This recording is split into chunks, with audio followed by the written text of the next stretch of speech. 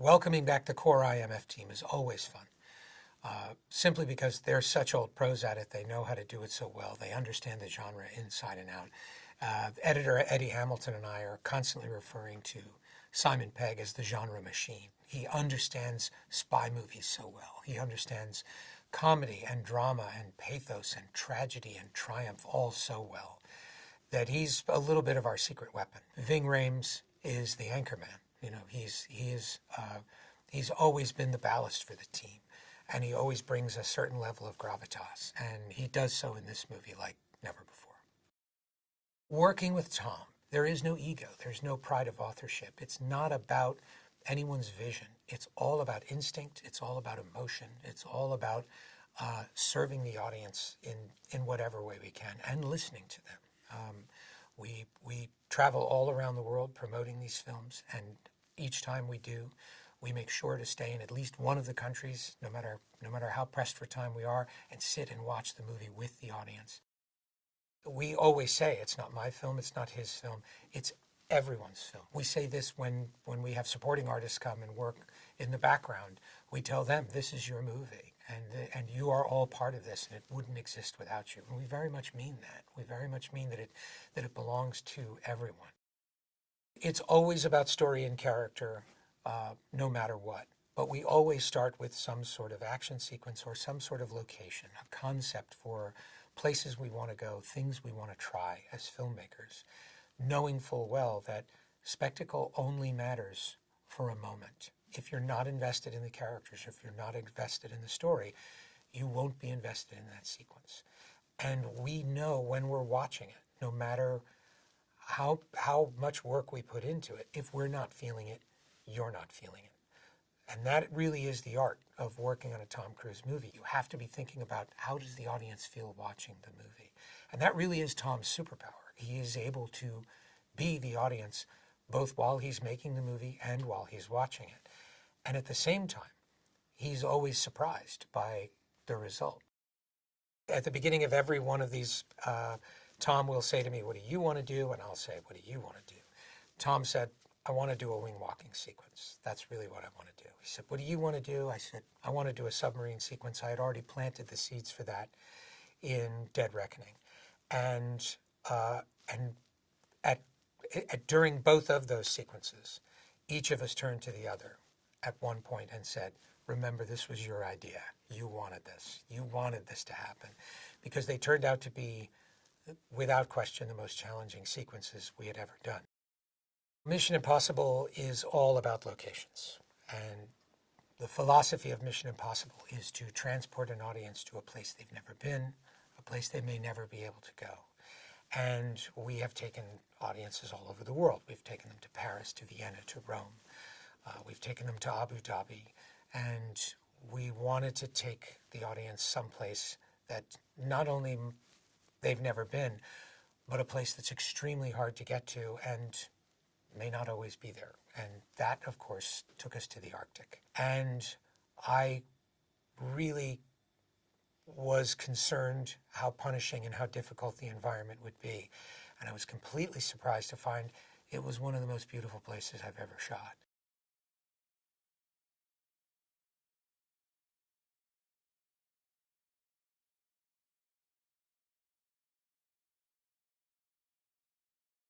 This is my second one, which is really cool, and it's mind-blowing to think that I've been a part of this franchise for about 4 years now, 2 films. Coming back to friends with my castmates and coming back to this amazing crew that we have, you know what to expect. You have that familiarity with each other, and I think it made this process more seamless, like a seamless transition for me.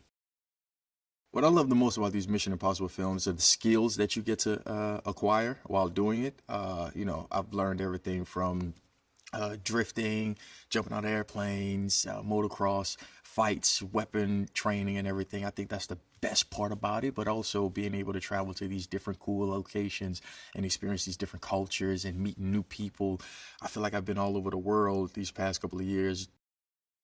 I was excited for the guy to have the fight sequence in this film because we didn't really get a chance to see that in the first film, see him display any of his fighting talents. And the process working with Wade and Ruda to find what type of fighting style the guy has was very interesting. We really went through the backstory to see how did he get to where he is today and what is his position.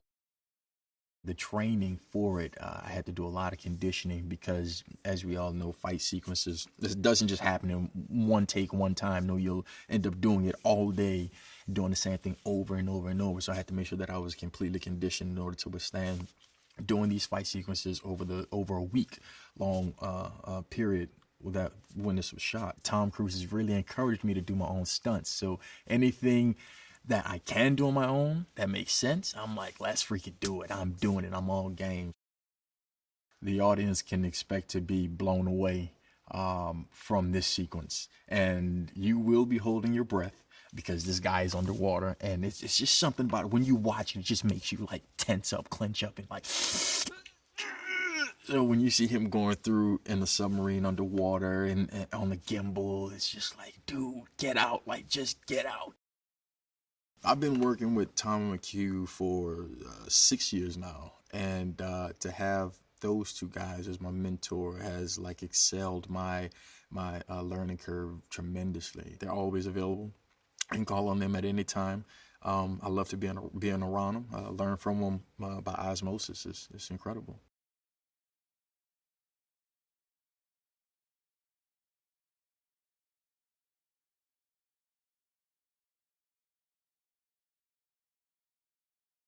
How they continued, I think it's a simple answer. It's Tom Cruise. Nowhere in cinema do you have the blend of an actor that is not a good actor but a great actor, and someone who's doing. There's no smoke and mirrors on this. Tom does everything himself. So you have the perfect combination, and I don't. No other big star who can act can do the stunts, and no stuntman could go emotionally the depths and plumb the depths that you need in order to play hunt. I get in the helicopter, and we watch Tom take off, and we're following him with the. It's the best of the best, the greatest helicopter pilots, the greatest stunt pilots that are flying Tom as Tom walks on the wing. And I remember just looking, we couldn't say anything. And I remember looking at McHugh because he's making maybe the last piece of cinema practically done on this level. And so I think we never take it for granted.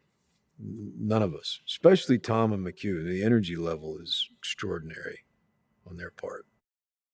His commitment to cinema is unmatched. Um, he lives on sets because he chooses to live on sets. He loves making films. Audiences, I think, with this picture can expect a good old fashioned uh, story in that it's got adventure, it's got characters that you actually care about, it has stunts that have never been done before, and again, it's Tom doing everything, not 70%, not 90% of them. It's 100%. He's doing everything. So you're going to have an amazing movie going experience with this.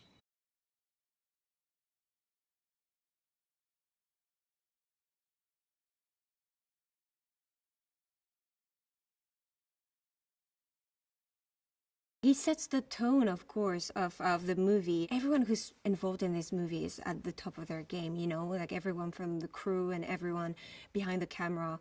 So it's just, you know, it's such a beautiful collaboration between all these talents. And of course, he always pushes his limits, really, really driven and always very prepared. And he's very helpful for others as well, you know, like if you need an advice, if you have questions, he's always there to help us as well. It's incredible to see them work together. You know, it's like a constant conversations, collaboration, friendship, and love of filmmaking and of beautiful movies. And they're always pushing themselves and inspiring themselves and pushing the limits. I mean, nothing is ever easy on Mission Impossible, that's for sure. And Tom studies everything, every detail of everything, because he has to go through so many things technically. When we went to visit him on set for the scene in the water in the tank, he had to make sure that he could move in the outfit. And, you know, he spent years like working and training for everything. And there's the attention to detail with the costumes, with the ways to light a scene.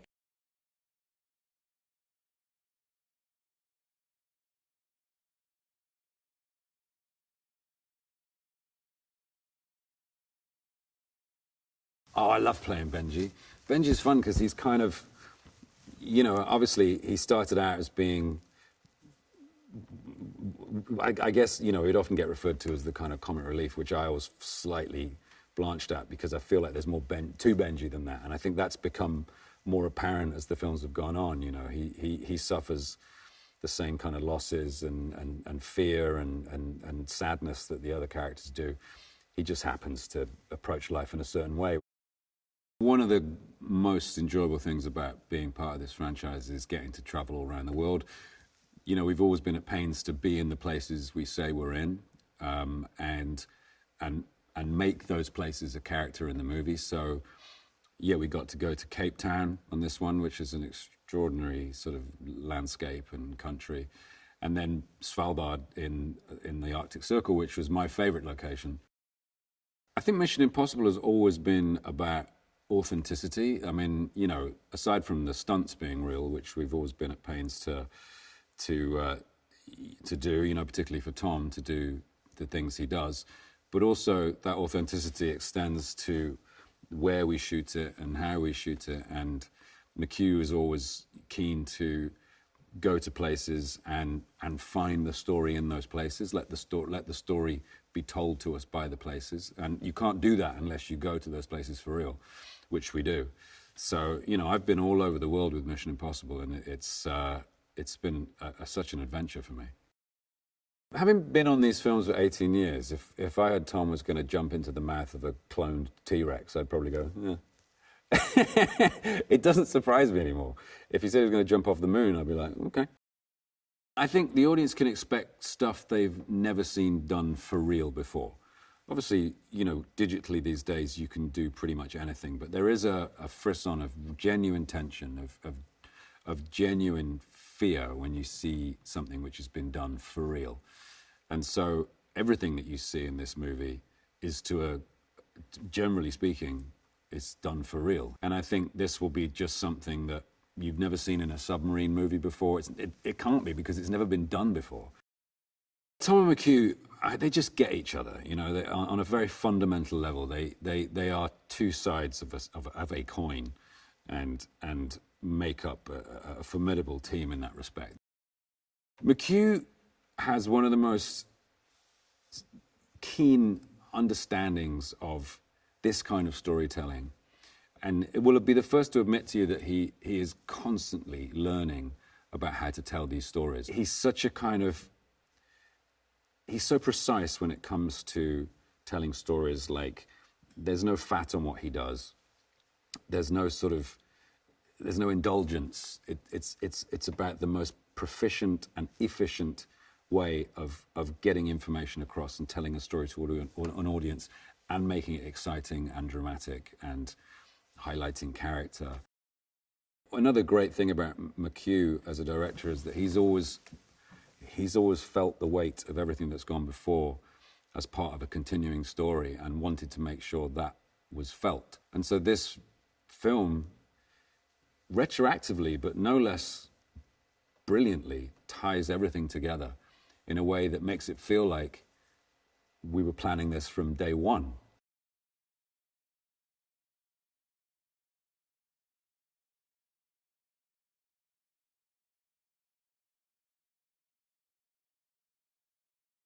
The creative team said to me when I first joined the franchise that Mission Impossible, the film, is often a metaphor for the making of a Mission Impossible movie. And they always intended it to be a far-reaching global experience for audiences. And so they're always looking to expand their geographical ambitions. And they certainly did with this one. You know, we filmed in South Africa, which was such an extraordinary, beautiful landscape. But the real, I think, challenge for everyone, technically and physically, was going to the Arctic. And this is a place where it's very few films have been able to work there. And so to do that safely, we had you know, an expert team around us, giving us kind of workshops and masterclasses in how to look after ourselves. And we had people making sure that we were warm enough, had enough layers, that we knew what the dangers were, we knew how many minutes our skin could be exposed to before the risk of frost nip and frostbite actually, you know, threatened us. And that kind of adds to the suspense and the drama of it, I think, when you see these shots and these scenes, in particular in the Arctic, just the sense of risk and stakes just to be able to be there filming. I think it translates beautifully on camera. It is remarkable to see the way that he shows up every day, prepared and committed, and with true leadership, which is about service. So he serves an audience. He's always looking for what is the most alive, what will deliver and land in a way that's not been seen before. Everything he does is a love letter to cinema. Everything he does is part of building a legacy of wanting cinema at this scale to not only survive, but to thrive. He loves working with people, and he knows that when he pushes himself, the knock-on effect is that it will inspire and encourage other people to go beyond their own comfort zone and to do and be capable of doing great things. This is something else that no one else does apart from Tom, which is it's real. So what you're impressed by is the fact that it's happening. You're not impressed by how clever something is made to look like it's happening. And I think you feel it in him, like in every cell of his body when he runs or when he does something. You can feel it. There's a symbiotic rapport that they have where they can kind of finish each other's sentences and they speak the same language. And, you know, that's, yeah, it's wonderful to see. There's a real mutual respect that they have. And yeah, they work together brilliantly. They both share the same ambition of wanting to push themselves further and the film further. And then I think because of that, they seem to inspire each other and encourage each other to, yeah, it's a great team. All missions have led to this. This suggests to me that it's the most ambitious to date, which doesn't surprise me. That's what they want always to be doing, is pushing it forward. That it's a kind of a great epic theatrical experience for people. What stands out of all the missions? Well, it's Tom. You know, he's the heart and soul of this whole franchise. This is been his passion project now. This is the 8th one, and I think that's the thing that we come to a Mission Impossible film to see what Tom's going to do next.